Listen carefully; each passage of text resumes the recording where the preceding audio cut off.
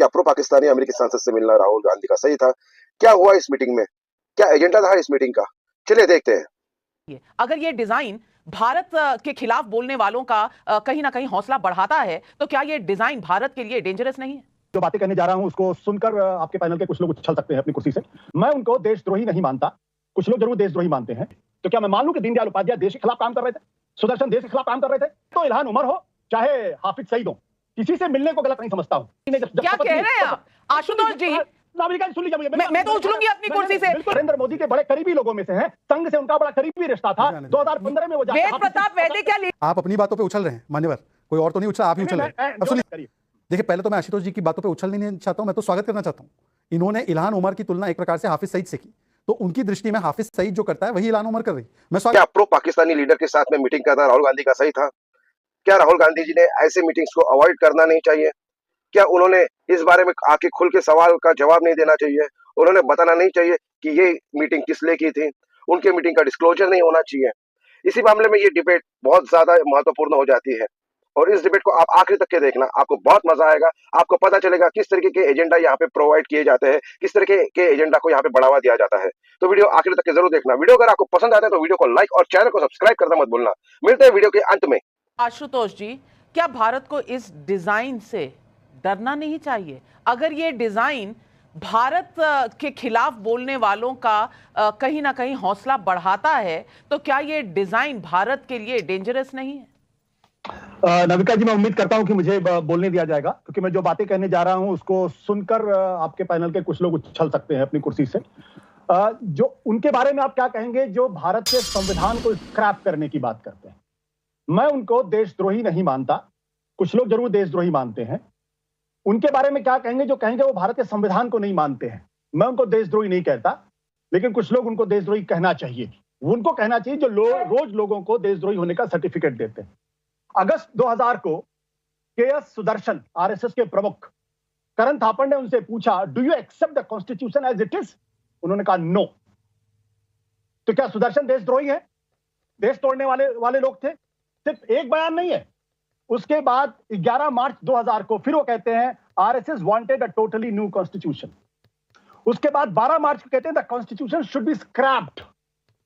फिर कहते हैं भारत का संविधान जो है 1935 के अंग्रेजों का बनाया संविधान का एक्सटेंशन है।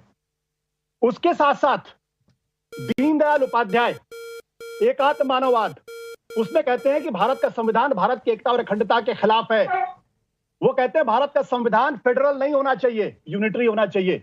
तो क्या मैं मान लूं कि दीनदयाल उपाध्याय देश के खिलाफ काम कर रहे थे, सुदर्शन देश के खिलाफ काम कर रहे थे? और जिस संगठन के मुखिया इस तरीके की बातें करते हो, भारत के संविधान को स्क्रैप करने की बात कर रहे हो, उस संगठन उससे जुड़े हुए लोगों के अंदर इतनी हिम्मत होनी चाहिए कि वो दूसरों को सर्टिफिकेट बांटते हुए चले। और दूसरी बात, 1984 की बात करते हैं, नानाजी देशमुख ने लेख लिखकर 84 के दंगों को सही ठहराया था, एंडोर्स किया था उसको। और अगर जिसको नहीं पता है वो उसके बारे में देख सकता है, उसके बारे में चेक कर सकता है। सवाल इसी बात को लेकर यह है, मैं तो इल्हान उमर हो चाहे हाफिज सईद हो, किसी से मिलने को गलत नहीं समझता हूं, क्योंकि भारत के प्रधानमंत्री ने जब क्या कह रहे हैं आप आशुतोष जी? नागरिका जी, सुन लीजिए मुझे। मैं तो उछलूंगी अपनी कुर्सी से। इस देश में राहुल गांधी अपने पत्रकारों को तो मिलना नहीं चाहते, भारतीय पत्रकार जो उनसे अग्री नहीं करते उनको तो मिलना नहीं चाहते, और वहां पर इल्हान उमर से मिलने को आप ठीक बता रहे हैं। मैंने कहा था कि आखिर लोग जंप करेंगे। वेद प्रताप वैदिक ने जाके हाफिज सईद से बात की थी, मुलाकात की थी, नहीं मुलाकात की थी? वेद प्रताप वैदिक देश के चंद बहुत बड़े पत्रकार हैं और नरेंद्र मोदी के बड़े करीबी लोगों में से हैं। संघ से उनका बड़ा करीबी रिश्ता था। 2015 में वो वेद प्रताप वैदिक क्या लीडर ऑफ ऑपोजिशन थे? वेद प्रताप वैदिक क्या लीडर ऑफ ऑपोजिशन थे? सुदर्शन जी के बारे में आपकी क्या राय है? सुदर्शन जी के बारे में क्या जो कहते हैं भारत के संविधान को स्क्रैप कर दीजिए? आपकी राय क्या है उसके बारे में? किसी पोस्ट पर नहीं थे, कैबिनेट पोस्ट में और भारतीय पार्लियामेंट को रिप्रेजेंटेटिव नहीं थे, लेकिन शहजाद पूनावाला जी जवाब दीजिए। इसके बाद हर्षवर्धन त्रिपाठी जी ने हाथ उठाए। सबसे पहले आशुतोष जी, मेरे भाई आशुतोष, नाविका, मुझे लगता है अपने अपने हाथ में कॉन्स्टिट्यूशन लहराकर और बाकी इल्हान उमर को मिलकर ये कॉन्स्टिट्यूशन के रखवाले नहीं बन सकते। लेकिन आशुतोष जी, शहजाद पूनावाला जवाब दीजिए। आशुतोष जी, अब in the interest of a debate आप अपनी बातों पे उछल रहे हैं मान्यवर, कोई और तो नहीं उछला, आप ही उछल रहे। अब सुन लीजिए आशुतोष जी, मैंने आपके बीच में एक भी बार डिस्टर्ब नहीं किया, तो आशुतोष जी अपनी अपनी बारी में, आशुतोष जी अपनी अपनी बारी में, आशुतोष जी अपनी अपनी बारी में, अपनी अपनी बारी में, और थोड़ा धैर्य आपको भी दिखाना पड़ेगा। हो सकता है मेरी बातों से आपको उछलने का मन करे, पर उछलना मत, अपनी बात पूरी करने दीजिएगा। ये मुझे लगता है लोकतांत्रिक बर्ताव होगा। देखिए पहले तो मैं आशुतोष जी की बातों पे उछल नहीं चाहता हूं, मैं तो स्वागत करना चाहता हूं। इन्होंने इल्हान उमर की तुलना एक प्रकार से हाफिज सईद से की, तो उनकी दृष्टि में हाफिज सईद जो करता है वही इल्हान उमर कर रही, मैं स्वागत करता हूं। पर एलओपी का पद जो होता है वो भारत के संविधानिक दृष्टिकोण का पद है, ये संसद का पद है, ये देश का पद है, और उस पद पर होते हुए ना आप हाफिज सईद से मिल सकते हैं, ना भारत विरोधी या भारत के विघटन करने वाले लोगों से मिल सकते हैं। मैंने आपको वाजपेयी जी का उदाहरण दिया, तो आपको मोदी जी का भी उदाहरण देता हूं। मोदी जी डिक्लेयर हुए थे, एलओपी तो नहीं थे वो, पर वो डिक्लेयर हुए थे पीएम कैंडिडेट के रूप में।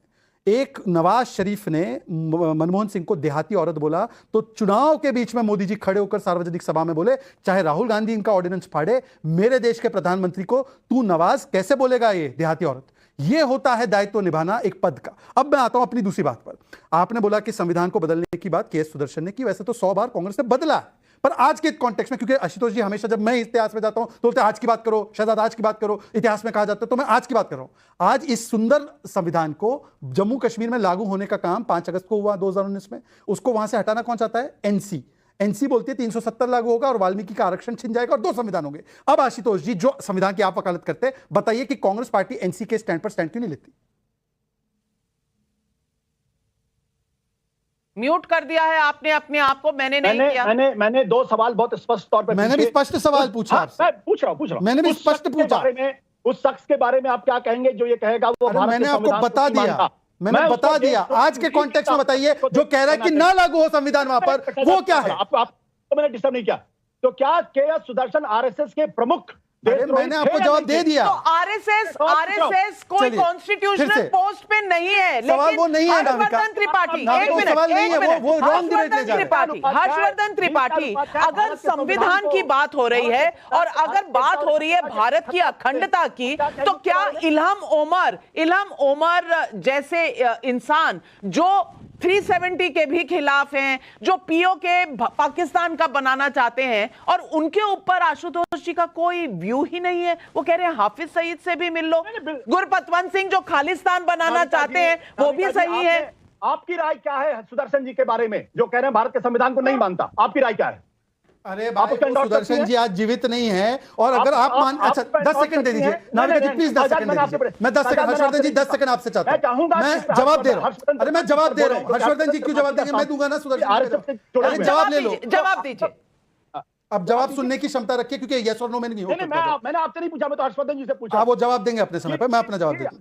दर्शन जी, मैं आप, अरे भाई ये क्या तरीका है भाई आशुतोष जी, डिबेट हाईजैक नहीं कर सकते। ओके, मैं तो कह रहा हूं कि सुदर्शन जी ने तो केवल कहा, प्रियम्बल से शब्द बदलना, जो संविधान की आत्मा थी, राम जी के कृष्ण जी के चित्र को निकालना, इमरजेंसी लागू करके संविधान की आत्मा को मानना, यह किया कांग्रेस ने, 100 बार अमेंड किया। तो आप कांग्रेस के ऊपर स्टैंड लीजिए, और आज कर रही है 370 लागू होना मतलब संविधान लागू ना होना, उस पर स्टैंड लीजिए। आप यहाँ तो कह रहे हैं मैं संविधान को ही नहीं मानता, एकदम नक्सलवादी सोच है। अरे भाई आप मान ही नहीं रहे इस बात को, क्योंकि डिबेट इस बात की है कि संवैधानिक पद पर रहकर कोई ऐसा कर सकता है ना। सुदर्शन जी कभी किसी पॉलिटिकल पार्टी के अध्यक्ष थे, वो एक सोशल ऑर्गेनाइजेशन के अध्यक्ष थे। लेकिन दोस्तों, जैसा कि हम सब जानते हैं कि राहुल गांधी जी अपने अमेरिकी दौरे पे गए हैं, और उनका दौरा जाते से ही पहले दिन से ही एक विवादास्पद रहा है।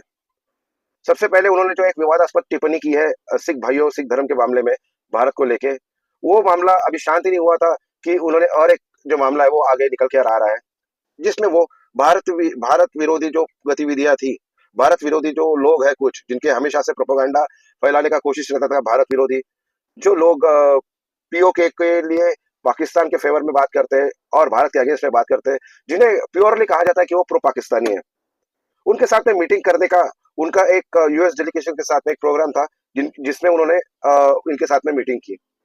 तो क्या राहुल गांधी जी को इन सब चीजों से बचना नहीं चाहिए? जो लोग भारत विरोधी प्रोपेगेंडा करते हैं, जो लोग भारत विरोधी गतिविधियों में संलिप्त रहते हैं, उनके साथ में मीटिंग करना, क्या ये राहुल गांधी को सही लगता है? राहुल गांधी हमारे विपक्ष के सबसे बड़े नेता है, उन्होंने ये सब चीजें करने से बचना चाहिए, ऐसा हमें लगता है, हमारा ओपिनियन है। इस डिबेट में हमने सुना किस तरीके से राहुल गांधी की इस मीटिंग का जो है फलसफा निकल के बाहर आ रहा है। इससे बहुत ज्यादा रोष भारतीय जनता में है, इससे बहुत ज्यादा रोष जो भारतीय मूल के लोग हैं अमेरिका में, उनके में भी देखा जाता है। तो इन सब चीजों से राहुल गांधी जी को बचना चाहिए, और विपक्ष के नेता होते होते उनकी कुछ रिस्पॉन्सिबिलिटी है, उनको रिस्पॉन्सिबिलिटी पे आउट करना चाहिए। अगर उन्हें लगता है कि भारत में कुछ गलत है या फिर कुछ, तो भारत में रह के उसे सॉल्व किया जा सकता है, भारत में रह के उसके खिलाफ आवाज उठाई जा सकती है।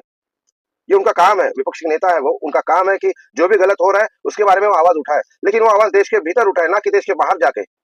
हमारा देश, हमारा लोकतंत्र इतना स्ट्रांग है कि सारी चीजें हम देश के अंदर में बैठ के सॉल्व कर सकते हैं, डिस्कशन से सॉल्व हो जाएगी, और वो डिस्कशन आपस में होना चाहिए, ना कि किसी तीसरे के सामने। आशा करता हूँ आपको वीडियो अच्छा लगा होगा। वीडियो अच्छा लगा तो वीडियो को लाइक कीजिए, चैनल को सब्सक्राइब करना मत भूलना। मिलते हैं अगले वीडियो में, तब तक के लिए जय हिंद।